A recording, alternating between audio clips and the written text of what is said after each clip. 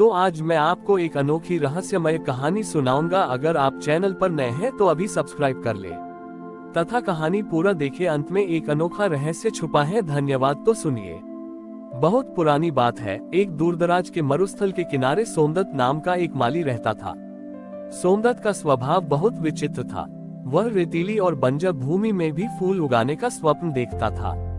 लोग उसे पागल कहते थे क्योंकि जिस स्थान पर पीने के लिए पानी की एक बूंद मयस्सर न हो, वहां सोमदत्त चमेली और पारिजात के पौधे लगाता था। सोमदत्त हर सुबह मीलों दूर पैदल चलकर एक पुरानी बावड़ी से 2 मटके पानी लाता। एक मटका वह अपने परिवार के लिए रखता और दूसरा मटका वह उन झुलसते हुए पौधों की जड़ों में डाल देता। उन पौधों के बीच उसने एक छोटा सा शिवलिंग स्थापित किया था जो धूप में तपकर दहक उठता था। सोमदत्त उस शिवलिंग पर अपना बचा हुआ थोड़ा सा पानी चढ़ाता और कहता, प्रभु, मेरे पास चढ़ाने को गंगाजल तो नहीं, पर मेरे पसीने और इस प्यासी मिट्टी की पुकार आप तक जरूर पहुँचेगी। 1 साल राज्य में भीषण अकाल पड़ा। बावड़ियां सूख गईं और हवाएं आग के लपटों जैसी चलने लगी। सोमदत्त के परिवार ने उसे गांव छोड़कर जाने को कहा, पर सोमदत्त तस्से मज नहीं हुआ। उसने कहा, यदि मैं चला गया तो मेरे इन पौधों और मेरे महादेव को पानी कौन पिलाएगा। अंत में वह समय आया जब सोमदत्त के पास पिलाने को एक बूंद पानी भी नहीं बचा। उसके होंठ सूखकर फट गए थे, पर उसकी आंखों में अडिग निश्चय था। वह दोपहर की चिलचिलाती धूप में शिवलिंग के पास बैठ गया। उसने देखा कि चमेली का एक नन्हा पौधा कुम्हलाकर नीचे गिर रहा था। सोमदत्त ने अपनी आंखें बंद की और अपनी नसों की पूरी शक्ति लगा दी। उसके मन में बस एक ही विचार था, शिव ही जीवन है। अचानक सोमदत्त ने महसूस किया कि उसके हृदय से एक ठंडी लहर उठी है। उसने जैसे ही शिवलिंग का स्पर्श किया, मरुस्थल की उस जलती हुई रेत के नीचे से पानी के खौलने जैसी आवाज आने लगी। एक चमत्कार हुआ। उस बंजर भूमि को चीरकर शीतल जल की एक धार फूट पड़ी। वह पानी कहीं बाहर से नहीं आ रहा था, बल्कि ऐसा लग रहा था जैसे धरती के हृदय से अमृत निकल रहा हो। देखते ही देखते वह मरुस्थल एक हरे भरे नखलिस्तान में बदलने लगा। शिवलिंग से एक दिव्य ध्वनि गूंजी, पुत्र सोमदत्त, तूने जल को केवल अपनी प्यास बुझाने का साधन नहीं, बल्कि प्रेम का विस्तार समझा। जहाँ करुणा की एक बूंद गिरती है, मैं वहाँ स्वयं गंगा की धार बनकर प्रकट हो जाता हूँ। महादेव ने सोमदत्त को वरदान दिया कि यह स्थान कभी नहीं सूखेगा।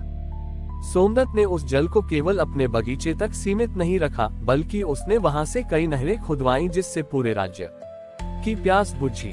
सोमदत्त ने सिखाया कि महादेव को पाने के लिए किसी उपजाऊ भूमि या आलीशान बगीचे की जरूरत नहीं है। अगर श्रद्धा सच्ची हो तो महादेव मरुस्थल की जलती रेत में भी फूल खिला सकते हैं। वह स्थान आज भी अमृत वन के नाम से विख्यात है, जहाँ की मिट्टी की महक आज भी सोमदत्त की निस्वार्थ भक्ति की गवाही देती बड़ी है। सोमदत्त के उस अमृत वन की चर्चा जब चारों ओर फैली तो वहाँ केवल प्यासे लोग ही नहीं, बल्कि जिज्ञासु और अहंकारी लोग भी आने लगे। उसी राज्य का एक धनी व्यापारी रत्नसेन उस नखलिस्तान को देखकर ईर्ष्या से भर गया। उसे लगा कि यदि वह इस जादुई जल के स्रोत पर कब्जा कर ले तो वह इसे बेचकर दुनिया का सबसे अमीर व्यक्ति बन सकता है। रत्नसेन अपनी सेना के साथ वहां पहुंचा और सोमदत्त से कहा, बूढ़े माली, ये जल अब राज्य की संपत्ति है। यहाँ से जाने वाले हर यात्री को अब इस पानी की कीमत चुकानी होगी। सोमदत्त ने शांत भाव से उत्तर दिया, सेठ जी, ये जल महादेव का प्रसाद है। जो चीज प्रकृति ने मुफ्त दी है उस पर मूल्य लगाना पाप है। लेकिन रत्नसेन ने उसकी एक न सुनी और जल के स्रोत के चारों ओर ऊंची दीवारें बनवा दी। जैसे ही दीवारें पूरी हुई और रत्नसेन ने पानी बेचने के लिए पहला बर्तन डुबोया, एक विचित्र घटना घटी। वह शीतल और मीठा जल देखते ही देखते खारे जहर में बदल गया। जो भी उस पानी को पीता वह बीमार पड़ जाता। रत्नसेन घबरा गया। उसने सोचा कि सोमदत्त ने कोई जादू किया है। उसने सोमदत्त को बंदी बनाने का आदेश दिया, लेकिन सोमदत्त तो अपनी कुटिया में महादेव के ध्यान में मग्न था। तभी मरुस्थल में एक भयंकर धूल भरी आंधी उठी।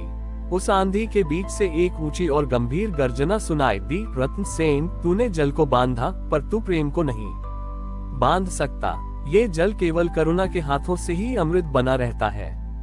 अचानक रत्नसेन ने देखा कि सोमदत्त की कुटिया के पास से एक नई जलधारा फूट पड़ी है, जो बहुत ही शीतल और दिव्य थी।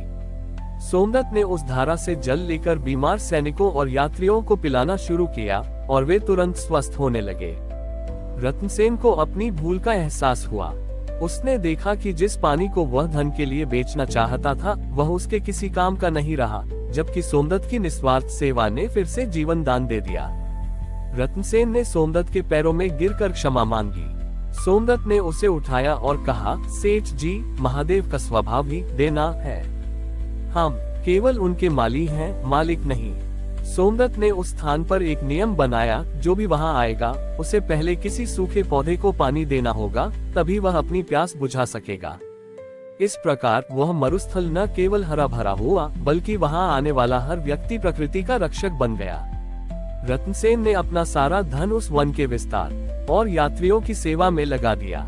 सोमदत्त ने अंत में यही सिखाया कि जब हम मेरा छोड़कर हमारा सोचते हैं, तब ईश्वर स्वयं हमारे भंडार भरने आ जाते हैं। हमारी और भी आध्यात्मिक एवं अनोखी कहानियां देखने के लिए हमारे चैनल पर जाएं तथा धार्मिक एवं पौराणिक अनोखी कहानियां हमारे चैनल पर है। कृपया जाके देखें तथा हमारे चैनल को सब्सक्राइब करके रखें और वीडियो लाइक जरूर करें। धन्यवाद।